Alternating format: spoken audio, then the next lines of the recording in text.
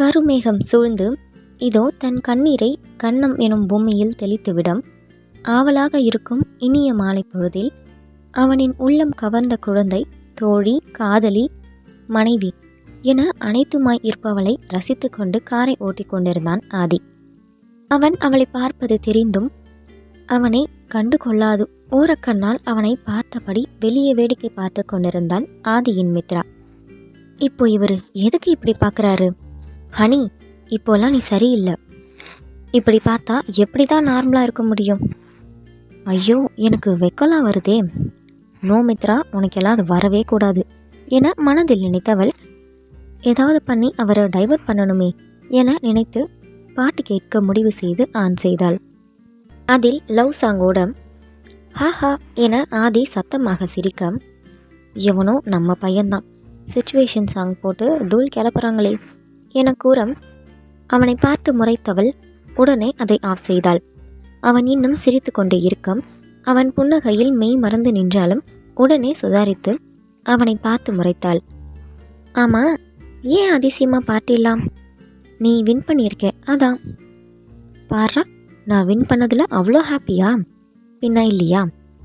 என் sweet அழகு பொண்டாட்டி win பண்ணியிருக்கா என கூறி கண்ணடிக்க அவனை விழி விரித்து நோக்கியவள், இப்படியெல்லாம் கூட இவருக்கு பேச தெரியுமா என்ன என மனதில் நினைத்தவள், ஆனால் சார், நான் உங்கள் ஸ்டூடெண்ட், உங்களை சார்னு தான் கூப்பிடணும்னு சொல்லியிருக்கீங்க. இப்போ என்ன சார் அதிசயமாக இப்படியெல்லாம் சொல்கிறீங்க என கேட்க அவள் கோபமாக கேட்டிருந்தால் கூட அதை எளிதாக நினைத்திருப்பான்.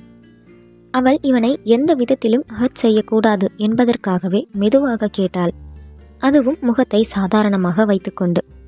அவளை கூர்ந்து நோக்கியவன், என் தேடலுக்கான விடை கிடைச்சிருச்சு மித்ரா, இனிமே இப்படிதான் என கூறியவன் எதுவும் பேசவில்லை. என்ன சொல்றாரு? அப்போ நிலா கிடைச்சிட்டாளா? ஆனால் இனிமே இப்படி தான் சொன்னா எப்படி? நிலா கிடைச்சா நான் எப்படி அவரோட பொண்டாட்டியா இருக்க முடியும்? இந்த ஹனி புரிகிற மாதிரியே எப்பயாவது பேசியிருக்காரா?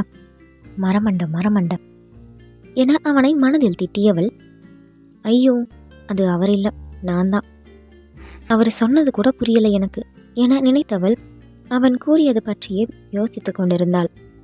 வீட்டிற்குள் வந்தவுடன் ஆர்டர் பண்ணலாமா மித்ரா என கேட்க, ஏன் சார், நானே செய்கிறேன் என கூறியவள் அவனை பார்க்க அவன் இவளை முறைத்து கொண்டிருந்தான். ஐயோ, நான் என்ன தப்பா சொன்னேன், இப்படி முறைக்கிறாரு என அவள் முணுமுணுக்கம், இனி சார்னு கூப்பிடாத மித்ரா. ஆனால் சார், நீங்கள் தானே என இழுக்க, கூப்பிடாத அவ்வளோதான் என்றவன் உள்ளே சென்று கதவை வேகமாக அடைத்தான். எல்லாமே அதிசயமா இருக்கே, ஒருவேளை இதெல்லாம் கனவா இருக்குமோ என நினைத்தவள் தன்னை தானே கிள்ளி பார்த்தாள்.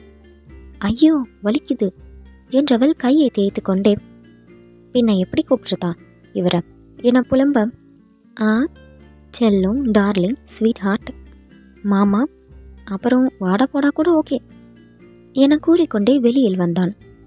வாய் திறந்து ஆ என பார்த்து கொண்டிருக்க அருகில் வந்து அவள் கன்னத்தை தட்டியவன், ஆதின்னு கூப்பிடு. உங்களையா? இல்லை, பக்கத்து வீட்டு அங்கிள என்றவன் முறைக்கம், சாரி, நான் வேணா வாங்க போங்கன்னு சொல்லிக்கிறேன்.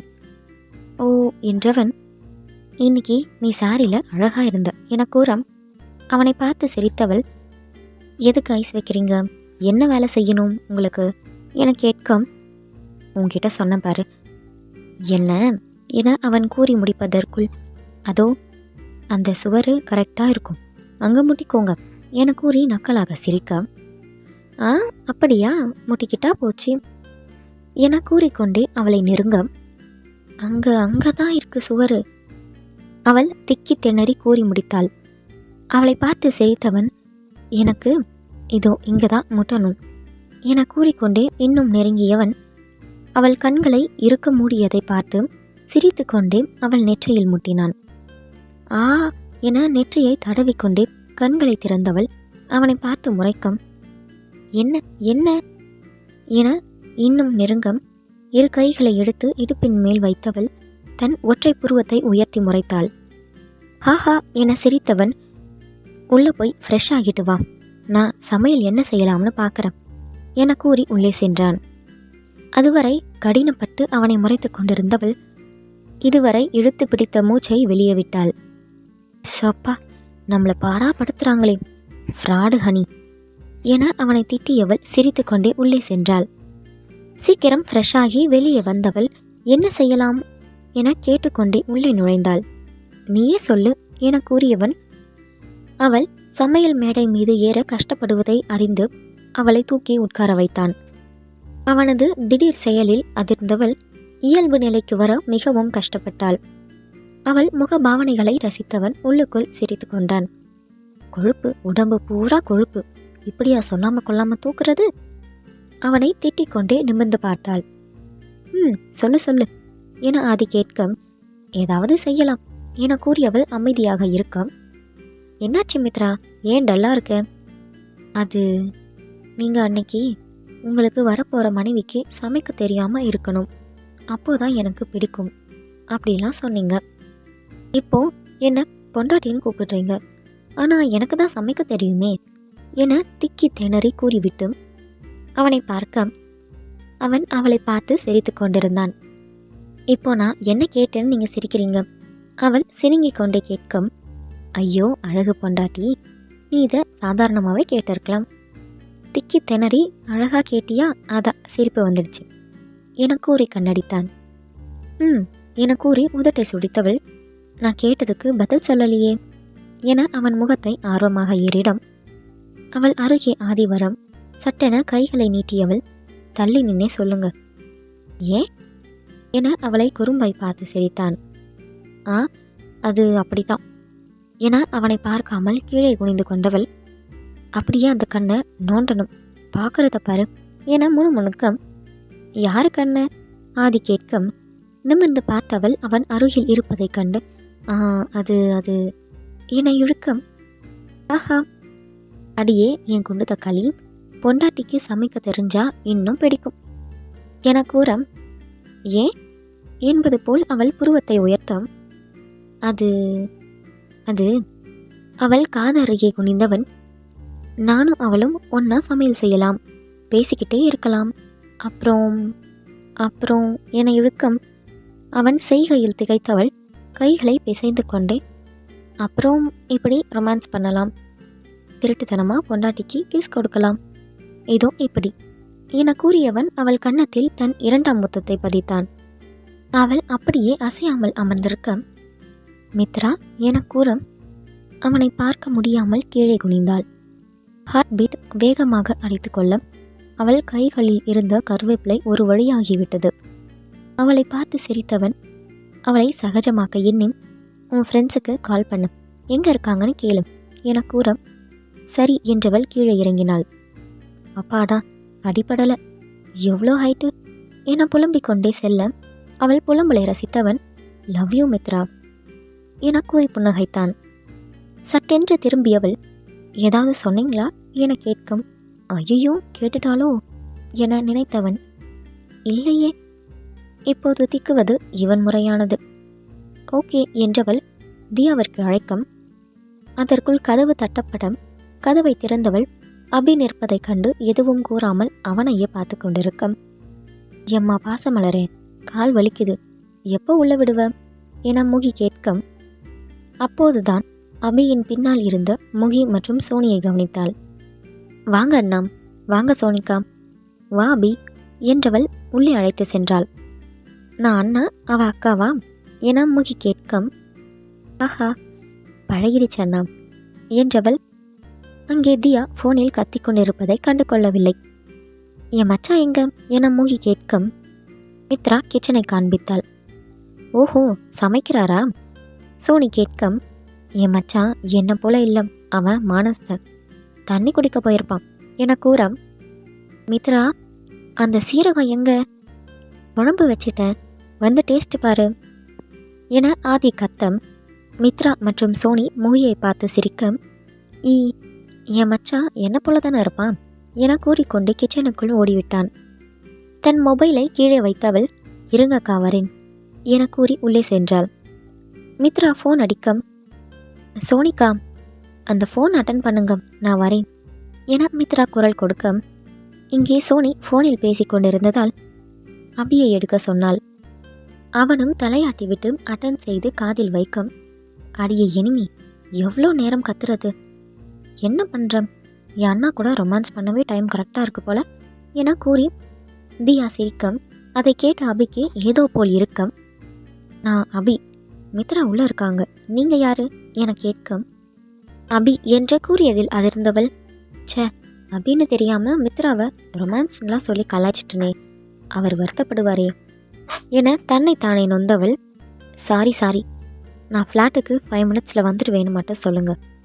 அவள் குரலில் அவ்வளவு வித்தியாசம். மித்ரா என நினைத்து பேசியதற்கும் இப்போது பேசியதற்கும். நீங்க என கேட்கும். எனிமேன்னு சொல்லுங்க என்றவள் கட் செய்து விட்டாள்.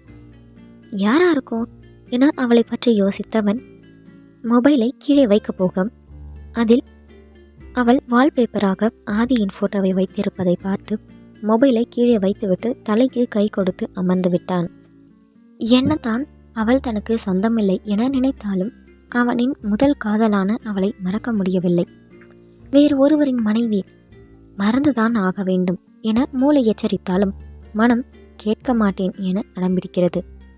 கல்லூரிக்கு சென்றது கூட அவளை பார்க்கத்தான்.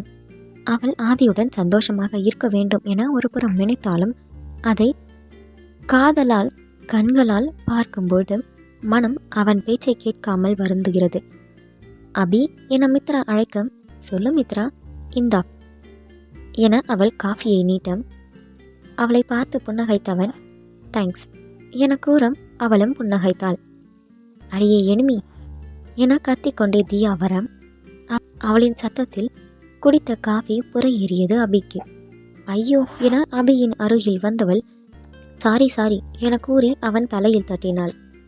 அவளை விசித்திரமாக அபி பார்க்க ஐயோ என்றவள் மறுபடியும் சாரி என்று கூறி அவனை விட்டு பிரிந்து நின்றாள். புறையேறியதில் அவன் சட்டை காஃபி கரைப்படம். அவன் அதை வாஷ் செய்ய உள்ளே சென்றான். எப்படியாடி வருவ என மித்ரா கேட்கும். சாரிடி, அந்த திவ்யால தான் என கூறியவள், அவ கீழே இருக்கா, நீ போய் கூப்பிட்டு என கூறி சோஃபாவில் அமர்ந்து விட்டாள். அபி மொபைலை அங்கேயே வைத்து சென்றிருந்தான். கால் வரம். அதை பார்த்தவள் அம்மா என்றிருக்கும் அட்டன் செய்து காதில் வைத்தாள். அபி கண்ணா, நல்லா இருக்கியா? சாப்பிட்டியா? எப்போ வருவேன்? இங்கே உனக்கு கல்யாணம் பண்ணணும்னு அம்மா எவ்வளோ நாளாக கேட்குறேன், ஏதாவது சொல்லுப்பா. இப்போ கூட உன் அத்தை வந்து அவள் பொண்ணுக்கு உன்னை கேட்டா. ஹலோ என அவர் பேசிக்கொண்டே இருக்கம். ஹலோ அத்தம்மா என தியா கூறம். அந்த பக்கம் சத்தம் இல்லாமல் போனது. ஹலோ அத்தம்மா, நான் தியா, உங்கள் மருமக என கூறும். யாருமா நீ? என் அபி லவ்லாம் பண்ண மாட்டான், எதுவாக இருந்தாலும் என்கிட்ட சொல்லிடுவான் என கூறம். ஆமாம் அத்தம்மா, அவர் என்ன லவ் பண்ணலை, நான் தான் அவரை லவ் பண்ணுறேன், அதுவும் 3 வருஷமா. அப்படியா? அவர் ஆச்சரியம் நிறைந்த குரலில் கூறம். ஆமாம் அத்தம்மா, உங்கள் பையனை எனக்கு ரொம்ப பிடிக்கும், கண்டிப்பாக உங்களையும் அவரையும் நல்லா பார்த்துப்பேன் ப்ளீஸ் என அவள் கெஞ்ச. அவனுக்கு ஓகேனா எனக்கும் ஓகே என அவர் கூற. ஐ சூப்பர் அத்தம்மா, நீங்கள் ஸ்வீட்டு, நான் உங்கள் பையனை சாப்பிட வச்சிடுறேன், ஒழுங்காக பார்த்துக்கிறேன், பாய். அவர் வந்துட போகிறாரு என்றவள் கட் செய்து கீழே வைக்கும். அங்கே கதவில் சாய்ந்து கைகளை கட்டிக்கொண்டு அபி தியாவையே பார்த்து கொண்டு நின்றிருந்தான்.